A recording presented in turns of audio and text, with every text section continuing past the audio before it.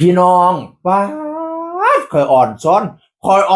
ความดังความปังของหมอลำใจเกินร้อยบอยซิริไซมือเปิดฤดูกาล27กันยายน2568อยู่วัดสว่างมงคล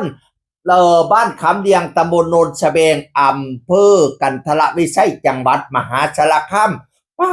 ดสังกะสีแตกเลี้ยวแตกอีกยะเลี้ยวยะอีกพี่น้องเอ๋ยตั้งแต่ซื้อบัตรแต่หัวคำพุ่นน่ะคนหัวดำกุมชิมอีพออีเมคอยเอ่ยป้าดแน่นอนสุดยอดหลังจากนั้นเดิกไปสังกะสีงะรอบหนึ่งแล้วก็งะรอบสองFCอยู่น้ำกันจนว่าซอดแจ้งจางปางสว่างคาตาล่ำเตยน้ำกันพี่น้องเอ่ยเริ่มตั้งแต่เช้าตื่นมื่นตาบ่อยสิริไส้เข้าไปทำบุญอยู่วัดผมพี่น้องไปฉลองตาตั้งเพิ่นพร้อมไปเป็นพิธีทำพิธีโหดสงพร้อมแบบอีสานบ้านเฮาโบราณพี่น้องเอ๋ยแล้วกันถวายนั่นถวายนี่เนาะหลายพิธีกันอยู่งั้นเพิ่นแล้วก็เป็นมื้อเปิดฤดูกาลของหมอลำใจเกินร้อยบอยสิริไส้พร้อมพี่น้องเอ๋ย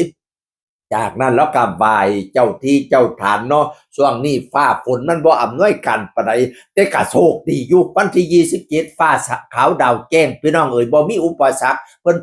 เป่าฟ้าเป่าฝนออกไปม่วนซื่นกันจนว่าสอดแจ้งจังปางกับจังคาตาแล้วก็พาลูกน้องทำบุญอันไหว้พระสวดมนต์ก่อนแสดงแล้วก็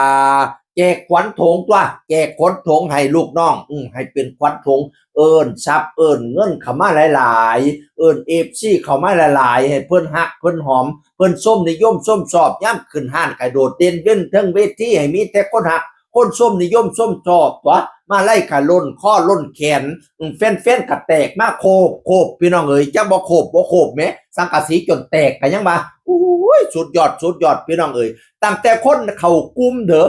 ตอนล่าสุดบอกว่า9,000กว่าคนโอ้ยข่อยวันแล้วเลิกงานหมื่นขึ้นคักพี่น้องเอ้ย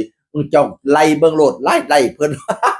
ดีใจน้ำเป็นการก้าวเข้าสู่1ทศวรรษ10 ปีเป็นครั้งแรกเนาะเพราะไม่เคย10 ปีแพ้มาก่อนมื้อนี่ล่ะ27กันยาเป็น10 ปีเป็นครั้งแรกซ้อแอนกะมาโอ้ยจะแม่นเพิ่นเป็นครูพระครูนางจะแม่นเพิ่นเป็นผัวแก้วเมียทิพย์ผัวหยิบเมียหย่อมผัวหอมเมียกอดให้พี่น้องเอ่ย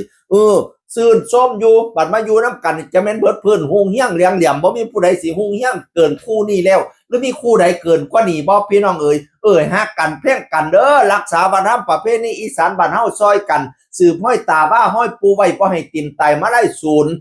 รักษามุ่นมั่งมรดกอีสานบ้านเฮาเลือดอีสานบ่ทันสิ้นเสียงแค้นเสียงพิ้นเสียงล่ำก็ต้องอยู่ดอนปูตาบ่ทันมางเมืองอีสานบ่มีมือห่างว่ามาไล่ไผว่าได้ยินเสียงแค้นเสียงพิ้นแล้วใจมันห่าวสาวบดก่อนจอนหม่องมวนขอเชิญชวนพวกพี่น้องมาล่ำฟ้อนใส่กันมาล่ำฟ้อนใส่กันดีใจกับ1ทศวรรษ10 ปีหมอลำใจเกินร้อย